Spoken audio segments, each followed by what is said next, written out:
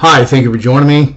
We're going to start this series on the Old Testament and trying to understand the context of some of these verses that Christians maybe struggle with when it comes to atheism and agnostics and any other type of religion or any other type of faith that is at odds with us. So when we look at these scriptures, it's important to take everything into historical context, and that's what we're going to go over today. So one of the key, what you just read was some of these weird rules and customs. This is obviously not an exhaustive list. There are many other Bible verses where it's got these weird rules and behaviors and rituals that Israel was supposed to live by under God in the Old Testament, and we're just going to shine a light onto why that was the case. So in the Old and New Testament, from Ezekiel to Paul's letters to Jesus Christ himself, he always compares the church, the believers, to a bride and God being the groom. We read that in Ezekiel and throughout the entirety of the scriptures, Old and New Testament. And this is a key symbolic way to look at how God views his people whenever we read these scriptures. So take a look here at this video that you're watching, and it's got a crowd of people dancing and partying and doing like a rave. Now these people are symbolic of the world. They are the Hittites, the Canaanites, all these other different tribes and countries and pagan religions, people who worship Baal and Moloch, and all these pagans, believers, all these countries that surrounded Israel. Well, God wanted his people separated from the masses. So if a foreigner, because Israel was open to foreigners, when we read that in the scripture, you just had to live by her customs, a foreigner would be able to separate Israel from the world. Okay? Just like we read that in Paul's letter at the church of Corinth in 1 Corinthians, where they had that temple down the road where they worshipped Venus, and the pagan worshippers of Venus, had shaved heads and whatnot. That's why Paul instructed the women to keep their heads covered, so when sailors came in to Corinth, they wouldn't associate this new messianic movement called Christianity, or the Way, what it's called in the book of Acts, have any type of connective tissue to the religious practices of the worshipers of Venus. He wanted separation. Okay? You can't just go on your phone and look up the differences in beliefs in the faith statement of a certain church. It was all by word of mouth and perception. And God, in his infinite wisdom, understood that. So I think a pretty cool scene in a movie that can kind of correlate with what I'm trying to tell you here is with Neo in The Matrix, whenever he is walking down the road and everyone around him, all the bystanders, blend together. But the lady in the red dress, Israel, she stands out. She is unlike anything else around. She is not affected by the dress, the wear, the behavior of anyone or any of these pagan countries around her. She's her own. Alright, so men, we're going to do a little thought experiment here. We're going to put this into further context. Imagine you bring a friend who's going to meet your wife for the first time. And you go to a dinner party. But everybody at this party in a yellow dress, in this yellow dress, a symbolic yellow dress, they all behave a certain way. And it's not godly. Like the women are known to be loose or Jezebels, or they didn't walk with God. Okay? They were promiscuous. Okay, and then you walk in and you bring your buddy in, and she's wearing a dress that kind of looks yellow, kind of looks like the other girls in the crowd as well. It's not going to give off a good perception, and also your friend is not going to be able to tell your wife apart. Ladies, you can do the same thought experiment with a man, with your husband. You're going to bring your friend over, and all the guys who are promiscuous wear tank tops. but you want your one husband, and that's what it's known for. Like this weird little scenario. Everyone who wears a tank top or a yellow dress are known to be promiscuous and not good husbands or wives. Well, the same token, that's the way God wants. He wants you separated. He doesn't want you in a yellow dress. He doesn't want you in a tank top.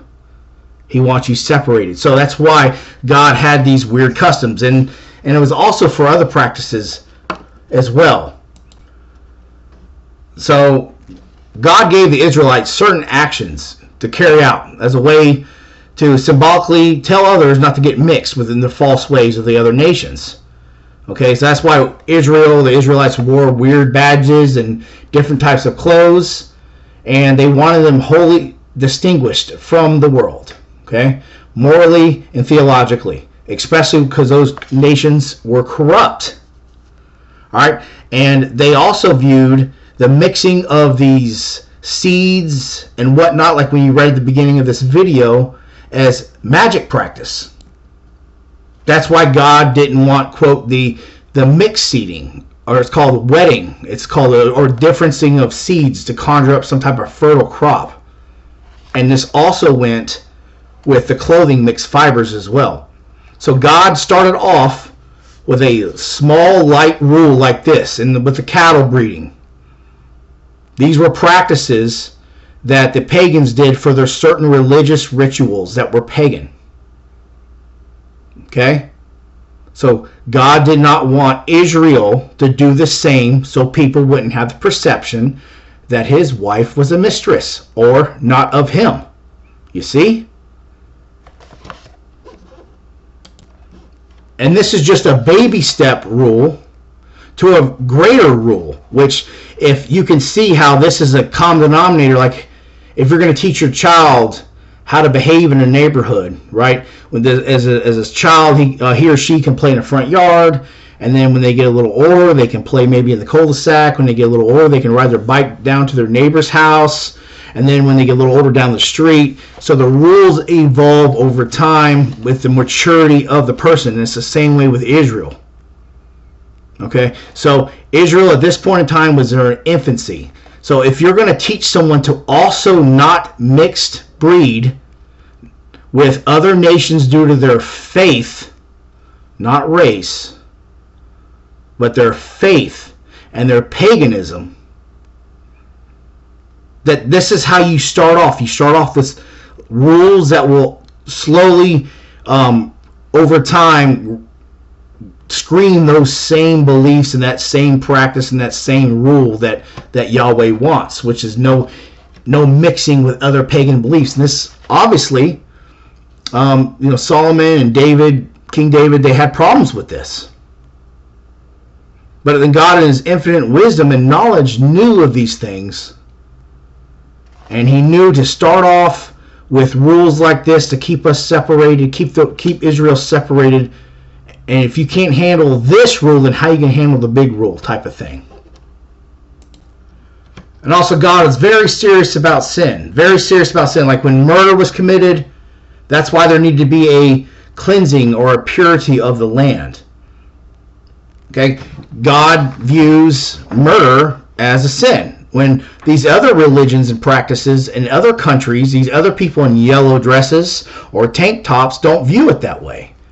Baal and Moloch, they would put children and burn them inside furnaces of shaped bulls in iron, and heat them to death and burn them and sizzle them to death. They didn't view life like Israel was supposed to under God.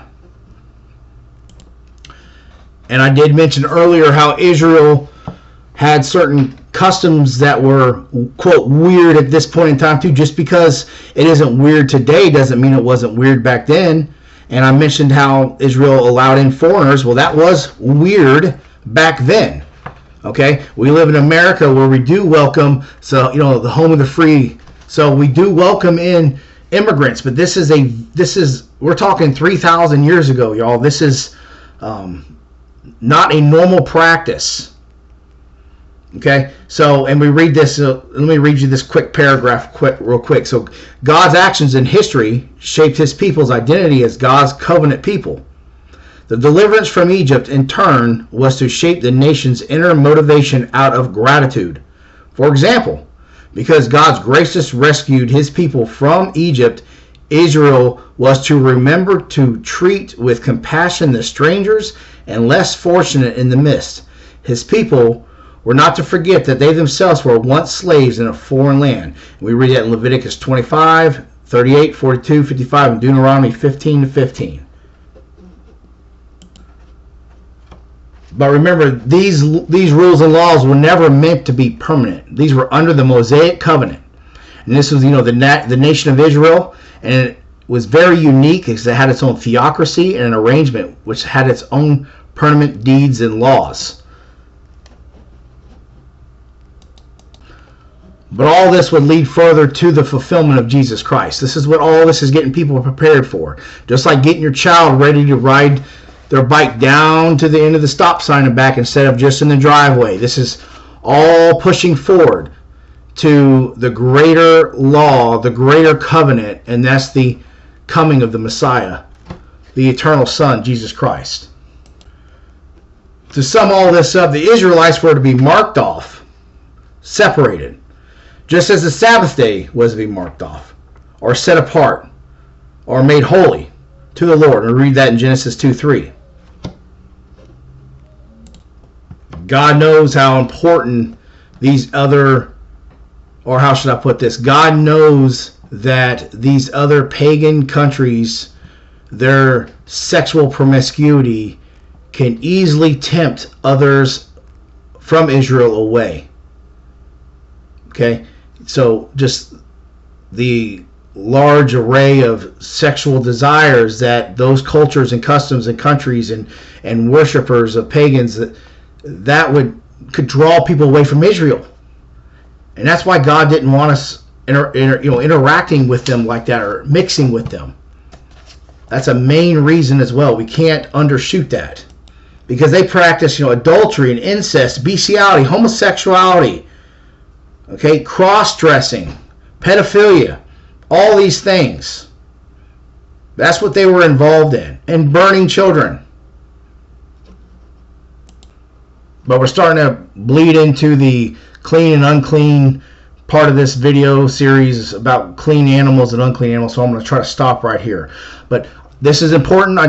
This is important. So when we go through these videos, you're going to get a general foundation and context of why these rules and these customs were made. And it's important you understand this first, that everything you read from here on out is to separate God's people from the world.